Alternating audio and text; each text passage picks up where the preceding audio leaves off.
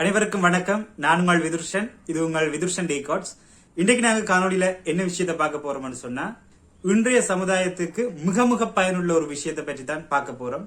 அது என்னன்னு சொன்னா, நாங்கள் ஒரு செய்தியை அல்லாட்டி ஒரு தகவல்களை நாங்கள் அறிந்து கொள்ளணும்னு சொன்னா, இன்றைக்கு உடனே நாங்க போற இடங்களாக காணப்படுறதுதான் இந்த சமூக வலைத்தளங்கள், அதாவது சோசியல் மீடியா பிளாட்ஃபார்ம்ஸ். இந்த சமூக வலைத்தளங்கள்ல நாங்கள் எங்களுடைய கருத்துக்களை பகிர்ந்து கொள்றோம். அதே போல பிறருடைய கருத்துக்களை நாங்கள் ஆதரிக்கிறோம். அதே போல அதற்கு எதிர்வினை ஆற்றுகின்றோம். நாங்கள் என்றைக்காவது யோசித்திருக்கிறோமா, நாங்கள் சாதாரணமாக இடக்கூடிய இந்த சமூக வலைத்தள பதிவுகள் ஒரு சமூகத்துக்குள்ள மிகப்பெரிய கலவரத்தை உண்டு பண்ணும் அப்படின்னு சொல்லி, அல்லாட்டி ஒரு தனிநபரை கொலை செய்யும் அப்படின்னு சொல்லி நாங்க என்றைக்காவது யோசிச்சு பார்த்திருக்கோமா? நிச்சயமா யோசிச்சு பார்த்திருக்க மாட்டோம்.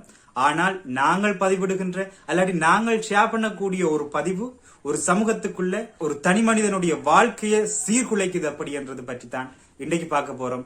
வாங்க காணொலிக்குள்ள போலாம். காணொலிக்கு போறதுக்கு முன்னாடி நீங்க நம்ம சேனலை சப்ஸ்கிரைப் பண்ணலன்னு சொன்னா இப்பவே சப்ஸ்கிரைப் பண்ணிக்கொள்ளுங்க. அதே போல பக்கத்துல இருக்க பெல் ஐக்கனை கிளிக் பண்ணி ஆல் என்ற ஆப்ஷன் எனேபிள் பண்ணிக்கொள்ளுங்க. அப்பதான் நான் போடக்கூடிய வீடியோஸ் எல்லாத்தையும் உங்களுக்கு தவறாமல் பார்த்துக் கொள்ளக்கூடிய மாதிரி இருக்கும். சரி, வாங்க காணொலிக்குள்ள போகலாம். கடந்த சில நாட்களுக்கு முன்னுக்கு ஒரு செய்தியை பார்க்கக்கூடியதாக இருந்தது. அந்த செய்தியில சொல்லப்பட்டிருந்த விடயம் என்னன்னு சொன்னா, இலங்கையில 2024 இந்த நவம்பர் மாதம் 14ஆம் தேதி பொது தேர்தல், அதாவது பாராளுமன்ற தேர்தல் முடிவற்றதுக்கு பிறகு இலங்கையில 113% அதிகமான அளவு இலங்கையில வெறுப்பு பேச்சுக்கள் அதிகரிச்சிருக்கதாக ஒரு செய்தியை பார்க்கக்கூடியதாக இருந்தது. இந்த செய்தி யார் மேற்கோள் காட்டி எழுதப்பட்டிருந்ததுன்னு சொன்னா, ஐக்கிய நாடுகள் சபையினுடைய அறிக்கை ஒன்று மேற்கோள் காட்டி எழுதப்பட்டிருந்தது. அதே போல இந்த ஜனாதிபதி தேர்தல் முடிவடைந்ததுக்கு பிறகு இலங்கையில இந்த மத ரீதியான அல்லது இந்த சிறுபான்மையினர் மையப்படுத்தியதான வெறுப்பு பேச்சுக்கள் 8 மடங்காக அதிகரித்திருக்கிறதாகவும் அந்த அறிக்கையில குறிப்பிடப்பட்டிருந்தது. வெறுமனே இது ஒரு வெறுப்பு பேச்சு தானே என்று சொல்லி எங்களால கடந்து செல்ல முடியாது. ஏன்னு சொன்னா, இந்த வெறுப்பு பேச்சுக்கள் தான் நாளடைவில் வெறுப்பு குற்றங்களாக மாறும், அதாவது ஹர்ட்ஸ் கிரைமாக மாறும். இந்த ஹர்ட்ஸ் கிரைம் அல்லாடி இந்த வெறுப்பு குற்றங்கள் என்ன செய்யும்னு சொன்னா, அது ஒரு தனி மனிதனோ அல்லது ஒரு தனி மனித இனக்குழுக்களினுடைய வாழ்க்கையை சீரழிக்கும். அதாவது மதங்களுக்கிடையில் இனங்களுக்கிடையில் ஒரு முருகல் நிலையை ஏற்படுத்தி நாங்கள் கற்பனை செய்து பார்க்க முடியாத அளவுக்கான எதிர்வினையை ஆற்றும், அதாவது அல்லது ஒரு அழிவினை ஏற்படுத்தக்கூடியதாக இந்த வெறுப்பு பேச்சுக்கள் காணப்படுகின்றது. மனித உரிமைகள் ஆணைக்குழுவினுடைய தரவுகளின் அடிப்படையில் நாங்கள் பார்த்தமாக இருந்தால், இலங்கையில் நடைபெறுகின்ற இந்த வெறுப்பு குற்றங்களில் 62% காரணமாக அமைவது இந்த சமூக வலைத்தளங்கள் அப்படி என்ற ஒரு செய்தியும் இதோட ரிலேட்டிவா பார்க்கக்கூடியதாக இருந்தது. அதே போல அதிலும் 32% இந்த ரிலீஜியஸ் மைனாரிட்டின்னு சொல்லுவோம், அதாவது மத சிறுபான்மையினராக காணப்படுகின்றவர்களுக்கு எதிராகத்தான் இந்த ஹர்ட்ஸ் கிரைம் அல்லது இந்த வெறுப்பு குற்றங்கள் இலங்கையில நாளுக்கு நாள் அதிகரிச்சு கொண்டு போகுது. அதுக்கு ஒரு அடிப்படை காரணமாக அவர்கள் மேற்கோள் காட்டுவது என்னன்னு சொன்னா, இலங்கையில காணப்படுகின்ற அல்லது இந்த சமூக வலைத்தளங்களை பயன்படுத்துகிறவர்கள்ல 70% இளைஞர்கள் இந்த சமூக வலைத்தளங்கள்ல பதிவிடப்படுகின்ற செய்திகளை உண்மை என்று நம்புகின்றார்கள். அதன்பால் அவர்கள் எதிர்வினை ஆற்றுகின்றார்கள். அதாவது இந்த மதங்களுக்கு இடையிலான குழப்பங்கள் ஏற்படுவதற்கு இந்த 70% இளைஞர்கள் அந்த பதிவுகளை நம்பி அதற்கு எதிர்வினை ஆற்றுவதுதான் காரணம் அப்படி என்ற தகவல்களையும் நாங்கள் தரவுகள் வாயிலாக எங்களுக்கு அறியக்கூடியதாக இருக்குது. அது வகையில நாங்கள் இந்த வெறுப்பு குற்றங்கள் அல்லது இந்த ஹர்ட்ஸ் கிரைம் சொன்னா என்னன்னு சொல்லி பார்த்தோம்னு சொன்னா, ஒரு தனிநபருடைய அல்லது இந்த தனிநபர் சார்ந்த குழுக்களினுடைய அடையாளங்களை மையப்படுத்தி நடைபெறுகின்ற வன்முறைகள் அல்லது மிரட்டல்கள் அல்லது சமூக வலைத்தளங்கள்ல பகிரப்படுகின்ற இந்த வெறுப்பு பேச்சு உள்ளடங்கிய பதிவுகள் இதெல்லாம் சேர்த்த மாதிரியான ஒரு வன்முறை சம்பவத்தை தான் நாங்கள் ஹர்ட் கிரைம் அப்படின்னு சொல்லுவோம், அதாவது வெறுப்பு குற்றங்கள் அப்படின்னு சொல்லுவோம். இங்க அடையாளங்கள் என்று சொல்லி நாங்கள் பார்க்கும் போது அது ஒரு தனிநபர்களுடைய அல்லது இனக்குழுவினுடைய இனம் சார்ந்த அடையாளமாக இருக்கலாம், மதம் சார்ந்த அடையாளமாக இருக்கலாம், மொழி சார்ந்த அடையாளமாக இருக்கலாம், பாலியலை சார்ந்த அடையாளமாக இருக்கலாம். இப்படி ஒரு தனிநபர் அல்லது தனிநபர் சார்ந்த குழுக்களினுடைய அடையாளங்களை பயன்படுத்தி நடைபெறுகின்ற மிரட்டல்கள், கொலைகள், வன்முறை சம்பவங்கள் எல்லாத்தையும் உள்ளடக்கிதான் நாங்கள் இந்த வெறுப்பு குற்றம் அப்படின்னு சொல்லி நாங்கள் வரையறை செய்வோம். இலங்கையை பொறுத்தவரையில் 3 வகையான வெறுப்பு குற்றங்கள் காணப்படுகின்றது. ஒன்று மத ரீதியான வெறுப்பு குற்றங்கள், அடுத்தது இன ரீதியான வெறுப்பு குற்றங்கள், அடுத்தது சமூக ஊடகங்கள் சார்ந்த வெறுப்பு குற்றங்கள் என்று சொல்லி 3ஆக வகைப்படுத்துவோம். இந்த இன சார்ந்த வெறுப்பு குற்றங்கள் அப்படின்னு சொல்லும் போது இங்க பிரதானமாக அவர்களுடைய மொழி அல்லாட்டி இனம், இந்த ரெண்டுல ஏதாவது ஒரு விடயம் உள்ளடங்கி இருக்கும். உதாரணமாக இலங்கையில் நடைபெற்ற இந்த ஜூலை கலவரத்தை எங்களுக்கு சொல்லக்கூடிய மாதிரி இருக்கும். இது ஒரு இனம் சார்ந்த வெறுப்பு குற்றமாக இலங்கையில் இன்றளவும் பார்க்கப்படுகின்றது. அதே போல மதம் சார்ந்த வெறுப்பு குற்றங்கள் அப்படின்னு சொல்லி நாங்கள் பார்க்கும்போது 2018ஆம் ஆண்டு நடைபெற்ற திகன கலவரமாக இருக்கட்டும், அல்லது 2014ஆம் ஆண்டு நடைபெற்ற அலுத்கம கலவரமாக இருக்கட்டும், இப்படி இது மதம் சார்ந்த வெறுப்பு குற்றங்களாக இலங்கையில் இன்றளவும் பார்க்கப்படுகின்றது.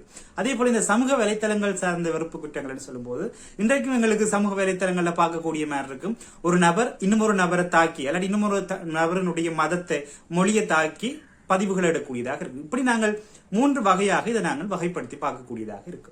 இப்ப இந்த வெறுப்பு குற்றங்களை யார் செய்யறா அப்படின்னு சொல்லி பார்த்தா, அது ஒரு தனிநபராக இருக்கலாம், அது ஒரு அரசியல் பின்புலத்தில் இருக்க ஒரு ஆளாக இருக்கலாம், இல்லாட்டி ஒரு அரசியல் கட்சியாக இருக்கலாம், இல்லாட்டி ஒரு அமைப்பாக இயங்கி இந்த வெறுப்பு குற்றங்களை வேண்டுமென்றே செய்யக்கூடிய இருக்கலாம்.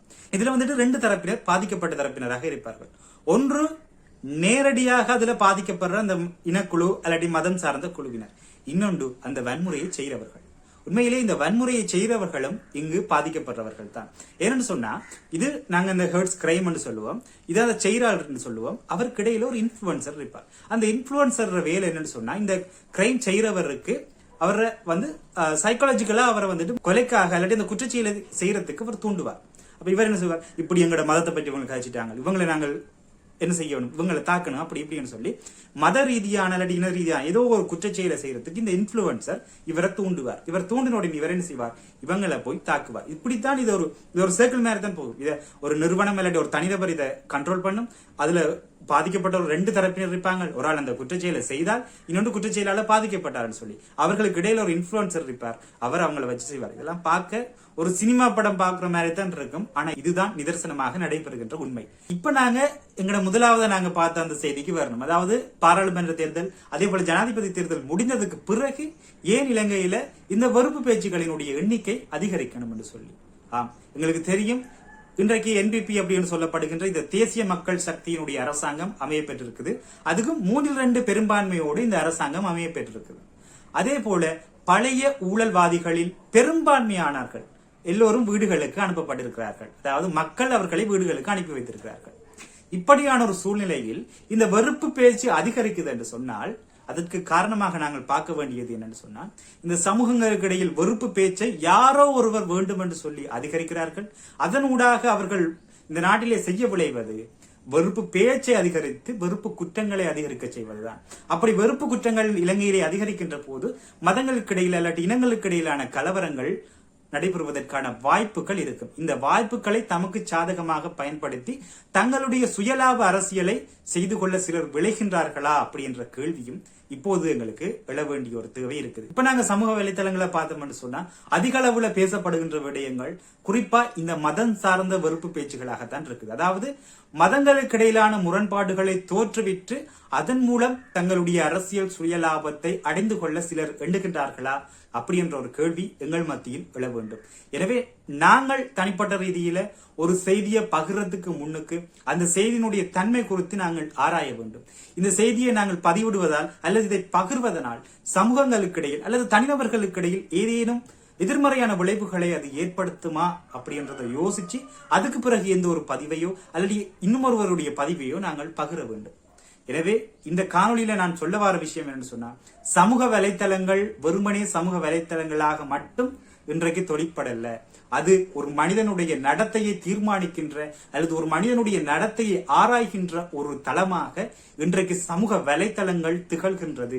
எனவே இந்த சமூக வலைத்தளங்களில நாங்க பதிவிடுற ஒவ்வொரு விஷயத்திலையும் நாங்கள் வலு கவனமாக இருக்க வேண்டும் அப்படின்ற ஒரு விஷயத்தை சொல்லி இந்த காணொலியை முடிச்சு கொள்றேன். இந்த காணொலியை உங்களுடைய நண்பர்களோடு பகிர்ந்து கொள்ளுங்க. அதே போல ஒரு விடயத்தை பகிர்றதுக்கு முன்னுக்கு இதை பகிரலாமா அப்படின்றத நீங்களும் சிந்தித்து அதற்கு பிறகு பகிர்ந்து கொள்ளுங்க. மற்றொரு காணொலியில சந்திக்கலாம். நன்றி, வணக்கம்.